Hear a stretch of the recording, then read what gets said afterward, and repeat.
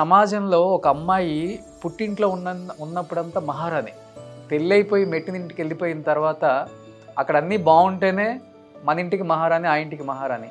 కొంచెం తేడా వచ్చినా కానీ ఆ అమ్మాయిని పుట్టింటి వైపు రానివ్వరు, తల్లిదండ్రులను చూడనివ్వరు, అన్నతో మాట్లాడనివ్వరు, చాలా రిస్ట్రిక్షన్స్.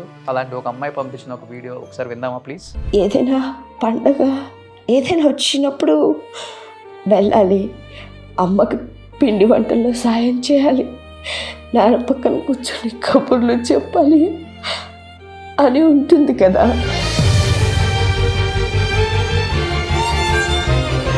మా అన్నయ్య అయినా మా అమ్మ మా నాన్నని బాగా చూసుకుంటారు అని కొంచెం హోప్తో ఉండేదాన్ని. కానీ తర్వాత తెలిసింది ఏంటంటే వాడి పరిస్థితి నాకన్నా దారుణంగా ఉందని. నేను మా అన్న బ్రతికుండి కూడా వాళ్ళని అనాథాశ్రమంకి పంపించాలా?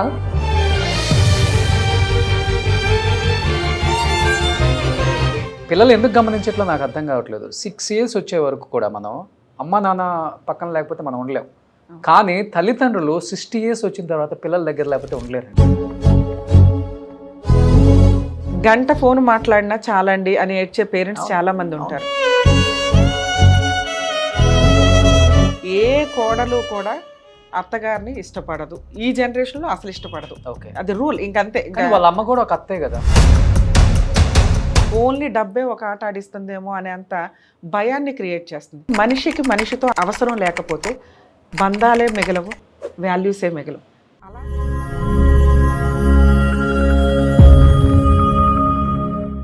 Hi hello, welcome to Suman TV. నేను మీ రోషన్. మారుతున్న సమాజంలో రకరకాల కొత్త టెక్నాలజీలు వస్తున్నాయి. మనందరం కూడా హ్యాపీగా టెక్నాలజీని యూజ్ చేసుకుంటున్నాం, మన తెలివిని పెంచుకుంటున్నాం. కానీ ఈ కొత్త టెక్నాలజీలో పడి మన కుటుంబంలో ఉన్న మన ఫ్యామిలీకి చాలా తక్కువ వాల్యూ ఇస్తున్నాం. అది అమ్మకైనా, నాన్నకైనా, అన్నకైనా, చెల్లికైనా, అక్కకైనా, చివరికి భార్యకైనా, మన ద్వారా ఈ భూమి మీదకి వచ్చిన పిల్లలకైనా.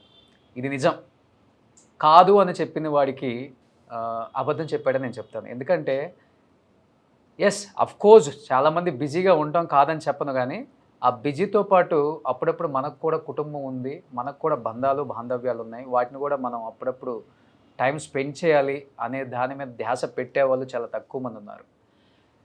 అలాంటి ఫ్యామిలీ వాల్యూస్ మీద కాన్సెప్ట్తో ఒక మంచి షోని మీ ముందుకు తీసుకురాబోతున్నాం. మనుషుల విలువల మీద, బాంధవ్యాల మీద ఎప్పటికప్పుడు స్పందించే రమ్య గారిని ఈ షోలో ఒక స్పెషల్ గెస్ట్గా ఆమెను తీసుకురావటం నాకు నిజంగా చాలా చాలా హ్యాపీగా అనిపిస్తుంది. First of all thank you Suman TV. అలాంటి గొప్ప వ్యక్తిని నా ముందు కూర్చోబెట్టి కుటుంబ విలువల మీద మాట్లాడమని ఆమెని ఒప్పించి ఇక్కడ కూర్చోబెట్టినందుకు థ్యాంక్ యూ. అండ్ వెల్కమ్ చెప్దాం రమ్య గారికి. రమ్య గారు, థ్యాంక్ యూ. Thank you. ఎప్పటి నుంచో అనుకుంటున్నాను ఒక మంచి షో మీతో చేయాలని. ముఖ్యంగా ఫ్యామిలీ వాల్యూస్ ఇవి చాలా తగ్గిపోతున్నాయి ఇప్పుడున్న సమాజంలో. ఈ వాల్యూస్ని మనం ఒక్కసారిగా చేంజ్ చేస్తామని నేను చెప్పను, కానీ అట్లీస్ట్ మనం ఒక మంచి ప్రోగ్రామ్ పెట్టి వాటి గురించి అప్పుడప్పుడు డిస్కషన్ చేసుకుంటే ఏమైనా చేంజ్ వస్తుంది, ఏమైనా ఒక చిన్న ఆశ.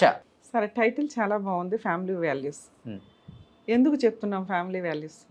ఎవరికీ తెలియదు, ఎవరికి అవసరంలే. మీరు ఏదైనా ఒక బూత్ వీడియో చేయండి, చూస్తారు. మనం మానవత్వంతో అట్లీస్ట్ ఒక్కళ్ళు రియలైజ్ అయినా మా ఇద్దరు వాయిస్ తోటి మేము పుణ్యం మూటగట్టుకున్నట్లే, మీకు మంచి మార్గాన్ని ఇచ్చినట్లే. ఎంతమంది చూస్తారో అంతమంది షేర్ చేయడానికి చూడండి. ఈ రకంగా ఆడియోల్ని మీరు అసలు ఎక్కడా కూడా సుమన్ గారు కానీ మీరు కానీ ఒక్కళ్ళను కూడా ఆపకుండా వాళ్ళ సమస్యలు పరిష్కరించడానికి మీ వంతు ప్రయత్నంగా ఆడియోలో వచ్చిన వాటిని కూడా ఒక ప్రోగ్రామ్ చేస్తున్నారంటే నిజంగా హ్యాట్స్ ఆఫ్. ఇప్పుడు నాకు ఒక వీడియో వచ్చింది. యాక్చువల్గా అయితే ఆ ఫ్యామిలీ తర్వాత వస్తూ ఉన్నారు. ఇలాంటి వాల్యూస్ గురించి చెప్పేటప్పుడు, కుటుంబంలో బాధల గురించి చెప్పేటప్పుడు మీకు తెలిసిందే, కెమెరా ముందుకు రావాలంటే భయపడతారు.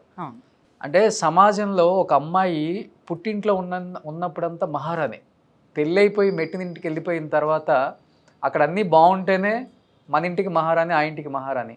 కొంచెం తేడా వచ్చినా కానీ ఆ అమ్మాయిని పుట్టింటి వైపు రానివ్వరు, తల్లిదండ్రులను చూడనివ్వరు, అన్నతో మాట్లాడనివ్వరు, చాలా రిస్ట్రిక్షన్స్. మేబీ ఇన్ కేసు వాళ్ళు ఆ ఇంటికి వెళ్ళినా కానీ ఎడమొఖం పెడమొహం ఎప్పుడు వెళ్ళిపోతారు. రైట్. అలాంటి సొసైటీలో ఇంకా ఇలాంటి అమ్మాయిలు ఉన్నారా అంటే ఉన్నారనే చెప్పుకోవచ్చు. అలాంటి ఒక అమ్మాయి పంపించిన ఒక వీడియో ఒకసారి విందామా ప్లీజ్? నా పేరు అరుణ. మా అమ్మ నాన్నకి 2 సంతానం, నేను మా అన్న. ఇద్దరిని ఆడ మగ తేడా లేకుండా మా అమ్మ మా నాన్న సమానంగా పెంచారు. మాకున్న పొలాలు ఆస్తులతో ఇద్దరిని ఉన్నత చదువులు చదివించారు. ఎక్కడెక్కడి నుంచో సంబంధాలు వస్తే నేను మా అన్నయ్య విడిపోతామేమో అన్న భయంతో ఒకే ఊర్లో సంబంధాలు చూసి మాకు పెళ్ళిళ్ళు చేశారు. ఇప్పుడు నేను మా అన్నయ్య బాగానే సెటిల్ అయిపోయాం. కానీ మా అమ్మ మా నాన్నే ఒంటరైపోయారు. నాకేమో మా ఇంటికి వెళ్ళడానికి కూడా పర్మిషన్ లేదు.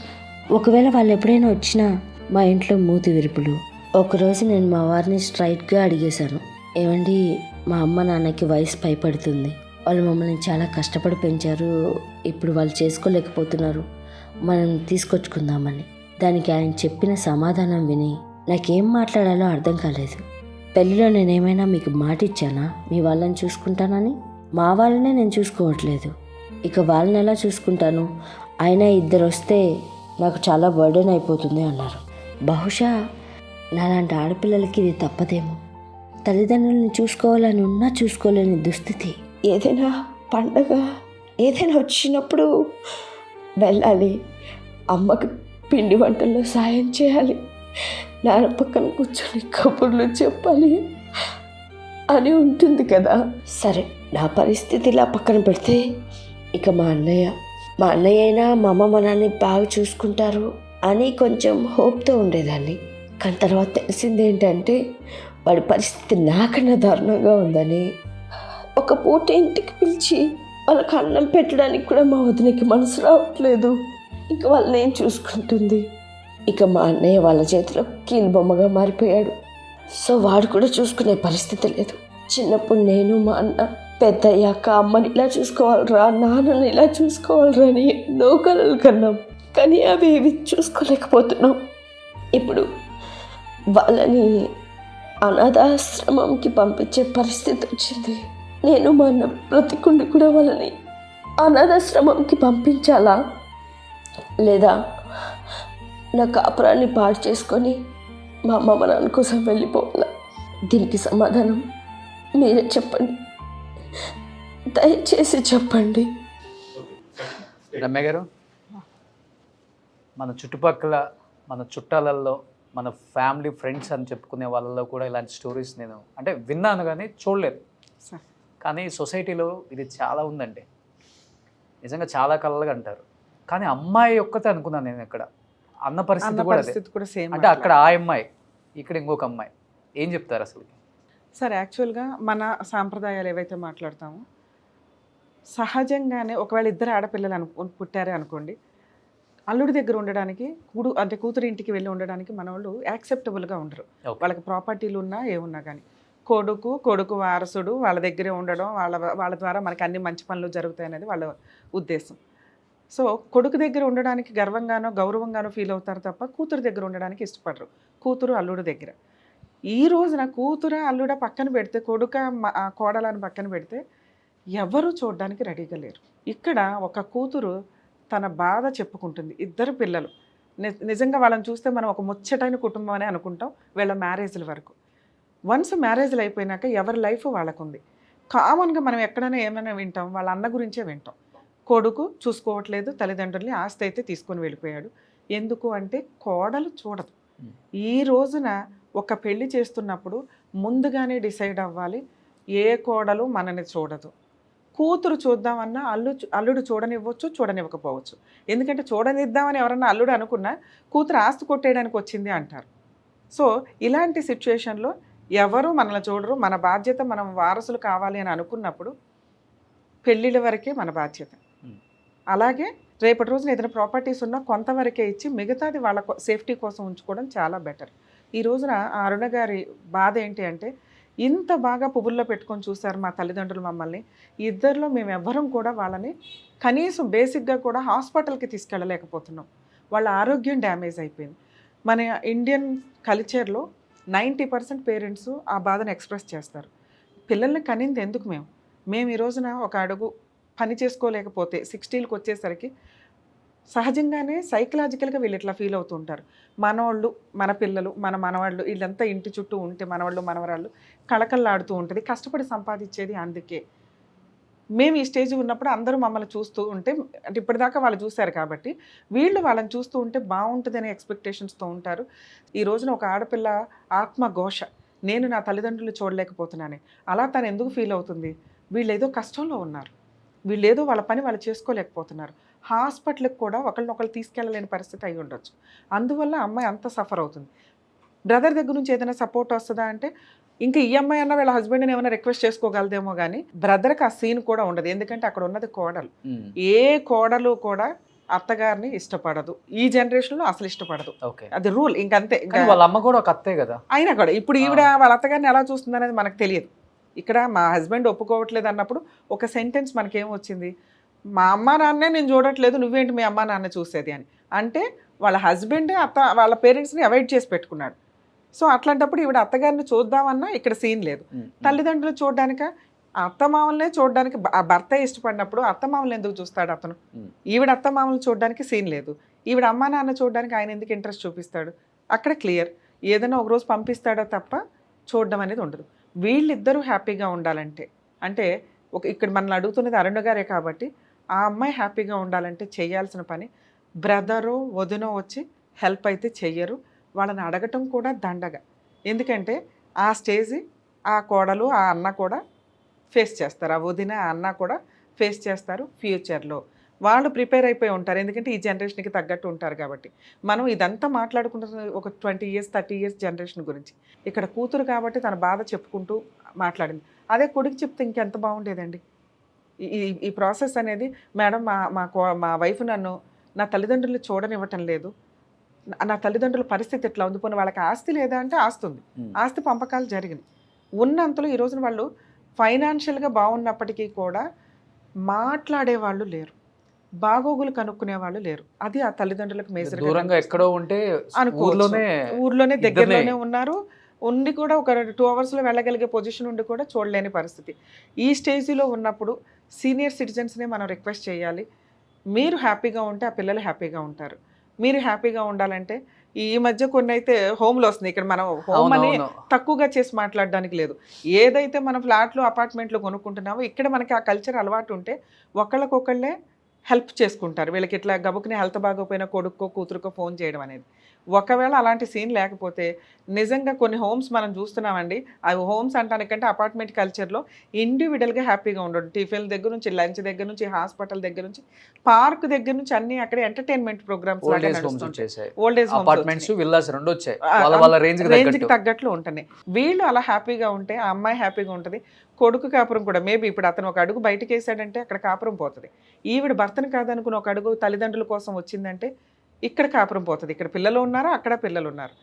వీళ్ళకి చెప్పడానికి మన ఇద్దరం కూర్చోను సుమన్ టీవీ ద్వారా ఫ్యామిలీ వాల్యూస్ తోట ఇలా చెప్పగానే గబగబా అక్కడ కొడుకు ఇక్కడ కూతురు వెళ్ళిపోయి అనేది జరగకపోవచ్చు. పిల్లలు ఎందుకు గమనించట్లో నాకు అర్థం కావట్లేదు. 6 years వచ్చే వరకు కూడా మనం అమ్మ నాన్న పక్కన లేకపోతే మనం ఉండలేం. కానీ తల్లిదండ్రులు 60 years వచ్చిన తర్వాత పిల్లల దగ్గర లేకపోతే ఉండలేరండి.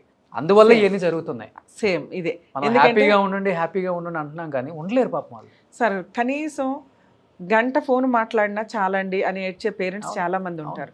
ఒకప్పుడు భార్యాభర్తలు తగాదాయి భార్య పుట్టింటికి వెళ్ళిపోతే భర్తకి ఇల్లే గడిచేది కాదు.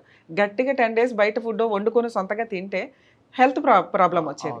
మళ్ళీ పెద్ద మనుషులు పెట్టుకొని అత్తమామల దగ్గరికి వెళ్ళి ఏదో బతుని అడుగుని భార్యను తెచ్చుకునేవాళ్ళు. ఈ రోజున అసలు భార్య వంట చేయట్లా, ఆవిడ లేకపోయినా బతకగలరు, భర్త లేకపోయినా బతకగలరు, పేరెంట్స్ లేకపోయినా బతకగలరు. ఓన్లీ డబ్బే ఒక ఆట ఆడిస్తుందేమో అనే అంత భయాన్ని క్రియేట్ చేస్తుంది. ఎందుకంటే మనిషికి మనిషితో అలా అవసరం లేకపోతే బంధాలే మిగలవు, వాల్యూసే మిగలవు. అలాంటి ఒక సమాజంలోకి మనం వెళ్ళిపోతున్నామేమో అని భయం వేస్తుంది. మన వంతు ప్రయత్నంగా మనం కనీసం ఎవరన్నా రియలైజ్ అయితే బాగుండు, వాటిని మిగిల్చుకుంటే బాగుండు వాల్యూస్ని అనేది నా రిక్వెస్ట్. మన ఇద్దరం మాట్లాడుతున్నాం, మనం కరెక్ట్గా ఉన్నంత మాత్రం సరిపోదు, మన పిల్లల్ని అలా పెంచుకుంటూ వెళ్ళాలి. వాళ్ళని ఎంతవరకు పెంచగలుగుతాం, చెప్పగలుగుతాం తప్ప వాళ్ళు ఆ రూల్స్లోనే వెళ్తారని లేదు. మాట పట్టింపుతోటి మాట్లాడుకోకుండా పోతున్న సందర్భాలు ఉన్నాయి ఈ రోజున. బిజీ లైఫ్, ఒక్కళ్ళ ఫంక్షన్కి ఎవరన్నా 100 మంది వచ్చారు అంటే హ్యాపీ ఫీల్ అవ్వాలి ఈ రోజున. ఎందుకంటే సగం మంది రారు. ఈ 100 మందిని మనం పిలవలేము ఫోనుల్లో మాట్లాడడం తప్ప. సగం మందికి వాట్సాప్లో పంపిస్తున్న రిలేషన్స్. ఈ మోరల్ వాల్యూస్, ఈ ఫ్యామిలీ వాల్యూస్ కంటిన్యూ అవ్వాలి, కనీసం ఇంకొంతకాలం, ఇంకొక 10 ఏళ్ళు 20 ఏళ్ళు కంటిన్యూ అవ్వాలంటే మనిషికి మనిషి అవసరం ఉండాలి. మనిషి తన కష్టాన్ని ఇంకో మనిషితో డేర్గా షేర్ చేసుకునే రేంజ్లో ఉండాలి. ఎగ్జాక్ట్లీ అండి. అలా ఉన్న రోజు నాకు ఒక కష్టం వస్తే అరే ఆ 10 మంది ఉన్నారు చాలు, సగం కష్టం క్లియర్ అయిపోద్ది. నాకు సంతోషం వచ్చింది, ఆ 10 మందిని పిలిచి నేను సెలబ్రేట్ చేస్తే అది 100 రెట్లు పెరిగిద్ది. ఈ 2 మైనస్ అయిపోయినాయి ఈ రోజున. 10 రూపాయల సంతోషం ఉంటే 10 రూపాయల్లోనే ఆగిపోతుంది. 10 రూపాయల కష్టం ఉంటే అది 100 రూపాయలు పెరుగుతుంది. ఎందుకంటే షేర్ చేసుకునే వాళ్ళు లేకపోవడం వల్ల. సో మనిషికి మనిషి అవసరం క్రియేట్ చేసుకోండి. ఫోన్ కాదు మన ప్రాబ్లం సాల్వ్ చేసేది, నా ఉద్దేశం. ఎగ్జాక్ట్లీ అండి. సో సూపర్ అండి. Thank you so much Ramya thank గారు. You sir. Thank you. So మీరు కానీ ఈ షో చూస్తున్నట్లయితే మీరేమనుకుంటున్నారో కింద స్క్రోల్ అవుతున్న నెంబర్కి మీరు వాట్సాప్ ద్వారా ఒక చిన్న వీడియో లేకపోతే వాయిస్ రూపంలో కూడా మీరు పంపించవచ్చు. అట్ ది సేమ్ టైం ఎవరైతే మంచిగా వీడియో చేసి పంపుతారో లేకపోతే దీని గురించి మాట్లాడే కెపాసిటీ ఉంటుందో, వాళ్ళకి ఆ వాయిస్ ఉంటుందో, అలాంటి వాళ్ళని కూడా ఈ వేదికలో గెస్ట్గా మేము అక్కడ కూర్చోబెడతాం అనమాట. డెఫినెట్గా ఎంతోమంది పంపుతారని నేను ఎక్స్పెక్ట్ చేస్తున్నాను. ఎంతోమంది తండ్రులు తల్లులు పడుతున్న బాధ నాకు తెలుసు కాబట్టి మీ బాధను కూడా కింద స్క్రోల్ అవుతున్న నెంబర్కి వాట్సాప్ త్రూ ఒక చిన్న వీడియో లేకపోతే వాయిస్ రూపంలో కూడా మీరు పంపించవచ్చు. Thank you.